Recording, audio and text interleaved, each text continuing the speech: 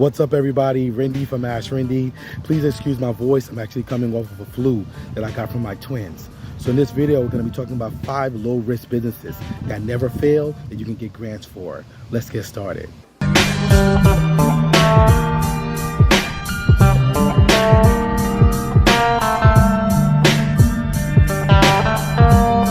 Welcome to the #1 community for real estate income, grants, and credit. So we're talking about low-risk businesses that never fail and get grants. So if you're thinking of starting a business or making changes to an existing business, this video is for you. Depending on the type of business that you're thinking of starting or have, the risk will be higher or lower. Now in business, only 2 things matter on the financial side, and that is streams of revenue and grants. So this is what helps you to actually be recession-proof and avoid failing, like the failure rate is so high in small businesses. So these are 5 low-risk businesses that never fail and can get grants. Number 1, property preservation. So property preservation businesses almost always never fail because they involve securing real property, real assets, such as residential, commercial, buildings, mansions, land. The list goes on and on. So as the real estate market changes around the country, from a seller's market to a buyer's market, you may see an uptick in properties becoming available, properties that need to be secured. So this is a good time to start a property preservation business. Properties such as vacant properties, absentee owner properties, zombie properties, BPOs or REOs, taken back by the bank that have gone through the foreclosure process. These are all inventory and properties that actually need to be secured, whether the owner is private or whether the owner is corporate, such as a bank. So the good thing is that your business can actually do more or less repeat business depending on if you're dealing with an individual owner or if you're dealing with a corporate or institutional owner. And a good property management company can bring in well over 6 figures on an annual basis because this low-risk business has multiple streams of income attached to it. There are multiple services and multiple ways to make money with this business. To name a few, you can offer property management. So this is where you actually are the source for the property. You are managing and taking care of this property. And by being in that position, you can actually also offer other products and services. So for example, with securing property, depending on the market and where you are in the country, you can actually offer more or less. So in some cases, some properties need to be secured. The doors need to actually be secured. The windows need to. So you can actually offer something such as security doors, security windows for those properties and charge a rental fee per door and per window on a monthly basis to your client. So this is going to actually secure the property and avoid vagrants from breaking in, stealing pipes, stealing other valuables that will cause further damage to the property. So the property management will involve you being the source for the property. So if there's plumbing that needs to be done, if there's floors that need to be done, anything that needs to be done in the property, from landscaping all around the property, from the exterior and also the interior, is your responsibility. You're going to be the P.T. Barnum, or the one who coordinates and gets the service agents there, the service contacts, to be able to actually produce and execute and make sure that the property is properly secured and is actually preserved for the client. So depending on what they're going to be doing with it and the timeline, your job is to actually secure that property and preserve it until they decide to either rent the property out or get the property in rentable condition or sell the property. But you actually in that position by actually securing the property, and you can actually charge them a monthly fee for actually providing this service. You can do it as a whole, or you can actually charge them per service. Another service you can offer under your low-risk property preservation business are BPO services. So these are primarily for corporate owners, bank-owned properties. So this is where the bank is actually during their gestation period. They've actually taken the property back from an owner and they're actually going through the foreclosure process. Now they're queuing the property, they're clearing title, they're getting the property ready to be able to put it back on the market. And many times they either do this prior to or they actually do it after or during. It depends. So I've had situations where I've been selling properties and the property was in actually a foreclosure, late stage foreclosure. And the bank actually was trying to make a decision on whether they would actually allow the homeowner to either short sale the property or they would allow the property to actually be sold and take a short, meaning they take less for the property. They wanted actually a BPO. They wanted an opinion on what the value of the property was in the current market. And they're willing to pay agents in some cases $80 to $120 or more in some cases, depending on what you negotiate with them, to go out to the property, take pictures, and do what is called like a broker CMA. So this is where you are actually going to be giving them a market analysis of what the value of the property would be, whether it's in its current state or whether it's after repair. So this is something that banks are willing to pay for, corporate owners are willing to pay for, because they actually don't have a team to go out there. They're depending on a local expert to go out to the property and get the valuation that they need to make a calculated decision. So BPOs are lucrative. There are some agents that actually don't even function working with buyers and sellers. They just do BPOs. And in some cases, if you're doing 4 to 5 BPOs a day and you're getting paid $120 a day, you can do the math. It can actually add up. So BPOs can be very lucrative. It can be a good stream of income for your property preservation business. The next service you can offer are referral services. So as I shared earlier, being a property preservationist and you being in the source, the control of the entire property, preserving it on the inside as well as the outside, you actually have to assemble a team. Now the great thing about this is that you can actually set up your business to be able to make money both ways. So your client is paying you monthly to secure the property. You're now referring that business out. You're not going to clean the toilet. You're not going to fix the toilets. You're not going to clean the toilets. You're not going to preserve the property yourself. You're going to put together a team, people who are actually landscapers. You're going to put together plumbers. You're going to have a general contractor, etc. People who actually deal with roofing, cleaning out the gutters, etc. And you're going to actually refer these people to business. But the key here is that you actually want referral fees back. So in order to actually give them business, you want a kickback. You want to actually have them pay your referral fee for referring you the business, because you're doing business in volume and you're dealing with large clients. So you're not just giving them one house, you're giving them multiple properties, and you actually have a good relationship source to keep them busy. So this is the way to actually generate income and a stream of income coming into your business by actually attaching a referral fee to a referral partner and getting money each time they make a service call. The next stream of income into your low-risk property preservation business would be inventory. So this is very key. So especially when you're working with corporate clients and larger clients, they actually have pools of business. They have portfolios that they'll give. So in some cases, they may actually have a portfolio in specific parts of the country, and they're looking to see how they can actually divest of those assets. So they may actually work with local credit unions. They may work with local banks, and they actually want to see how they actually get these either non-performing notes off their books, or these assets that are non-performing, these foreclosure pools that they actually have that they want to move. So they actually get in a relationship with a local company to get boots on the ground to see how they can execute and perform.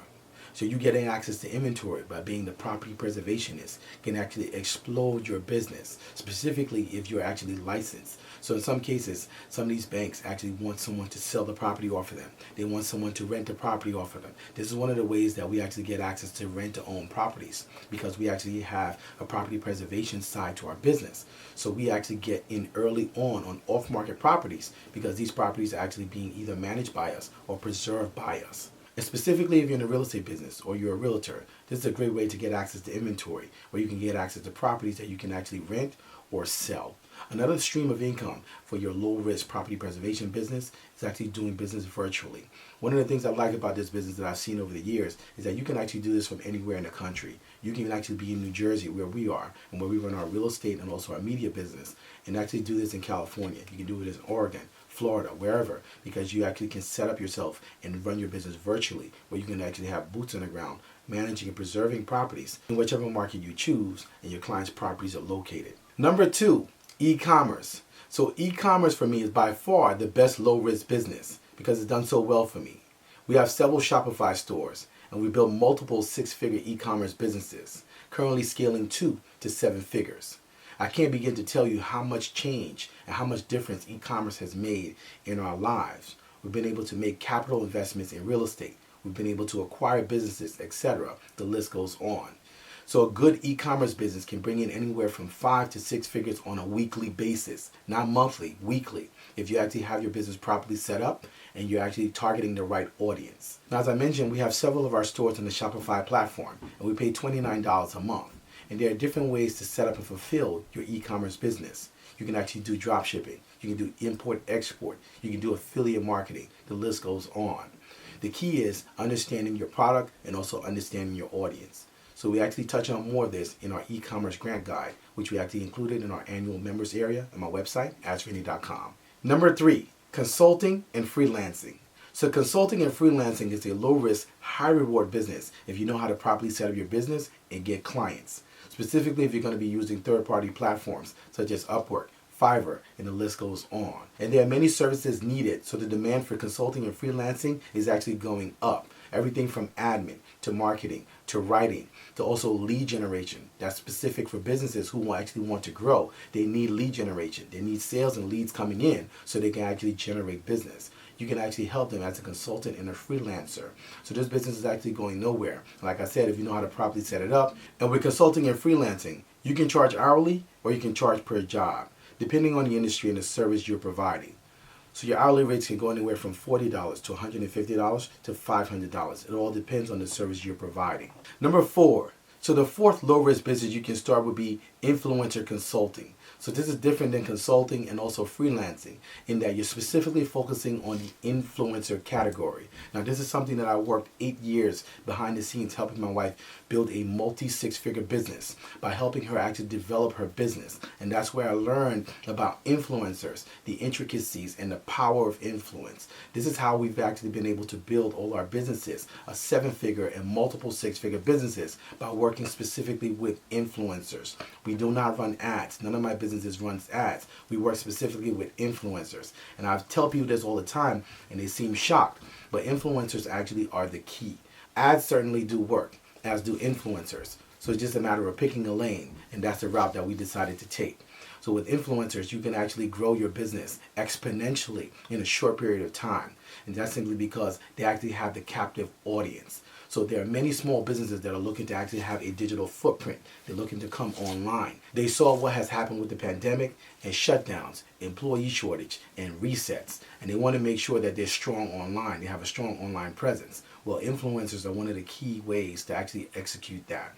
So being an influencer consultant can put you right in the middle where you can actually charge a premium for getting those businesses to connect with those influencers to generate sales. So these companies and these businesses not only need an online presence, but they also need sales, and influencers can provide them both of those. And as an influencer consultant, you can actually generate money from the small businesses that need the influencers to take them online, and you can also charge the influencer by getting a cut of what their revenues are. So in some cases, some influencers charge $10,000 per post, $5,000 per post, $1,000 per post. You can actually either get a percentage or you can arrange a flat fee. It's all about how you negotiate it and how you properly set this up. But this is actually one of the key ways to marry the two. Businesses that need to get online and get sales, and also influencers who need brands and also companies to not only sponsor them, but to actually run campaigns with them and generate money for their business. So this is actually one of the key ways to generate business easily with low risk online. You can actually connect with an influencer on Instagram. You can actually connect with an influencer on YouTube. You can actually connect with an influencer on TikTok, various platforms. But the influencer consulting business is actually one of the best businesses that you can actually run. A good influencer consulting business can generate between $100,000 to $250,000 or more per year, depending on your clients, depending on your span and your reach and the platform that you choose to actually operate in. So if you'd like to learn more about that, you can actually reach out to us by emailing me at AskRinde@gmail.com. Number 5, and the fifth low-risk business you can actually start that never fails and gets grants are service funnels, specifically home service funnels. The home service industry is booming.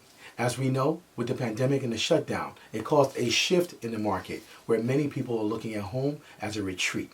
Whereas before, people were more transient and traveling more. They're actually staying home more now, and they want to make home an inviting space. So with that being said, they're outfitting their homes more. They're making their homes smart homes. They're looking for a quality home life. So they're changing their light fixtures. They're changing their doorknobs. They're changing their floors. They're upgrading their furniture. They're making sure that their bedroom looks like a hotel. The list goes on and on. They're interior designing their home, and they're making the ambiance of their home. So as they start to do repairs and upgrades to the house, they actually start their search online. They're looking for a handyman. They're looking for a plumber. They're looking for an electrician. The list goes on. And this is where your service funnel comes in, because oftentimes the service people, the electrician, the handyman, the plumber, they're on the road. They don't actually have time to do marketing. Most of their business is word of mouth. So they actually have this feast and famine syndrome where they're always feasting and famine. Sometimes they have leads, sometimes they have work, they don't. So the business of your service funnel is to have an online landing page where you're actually going to take in leads specifically for those service people and actually charge them a fee for that lead.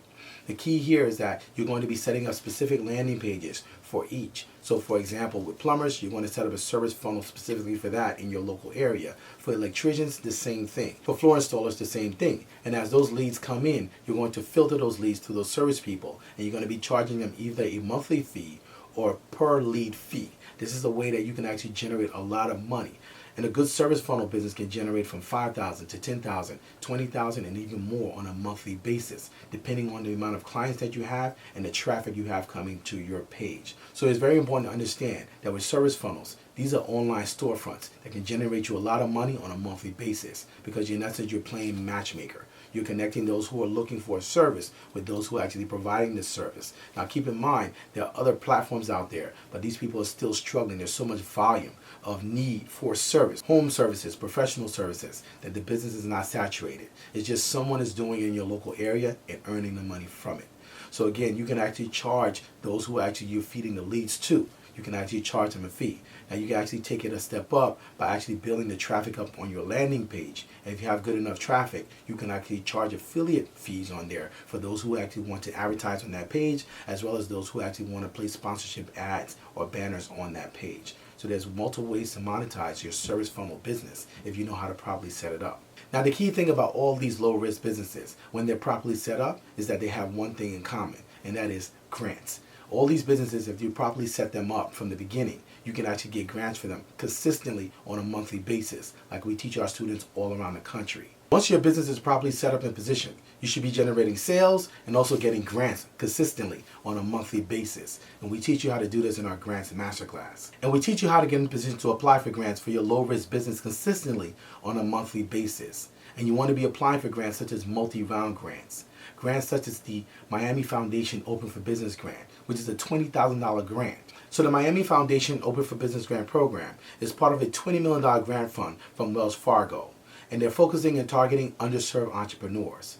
So Miami Foundation is teaming up with Partners for Self-Employed and administering 3 grant programs. So their first grant program is their Micro Grant Technology Program, which is $20,000 in grants for small businesses. Their second program is their Asset Building Loans Program, which is $5,000 to $100,000 in loans for small businesses, low interest loans. Their third program is their Collective Real Estate Ownership Fund, which is $500,000 in down payment assistance for commercial real estate for companies who qualify.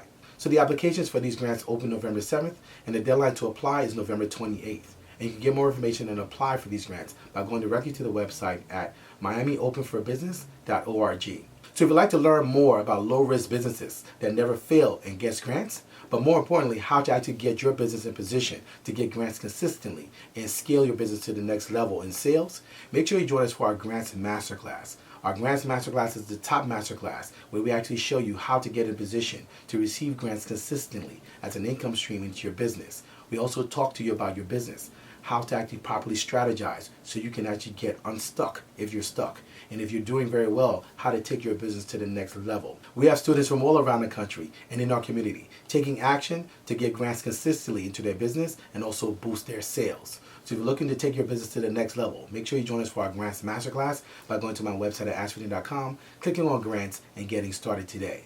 So if you have any questions, please feel free to leave them in the comment section below. You can also email me. My email address is AskRindeNetwork@gmail.com. I look forward to seeing you guys in the next video. Until next time, thank you so much for watching.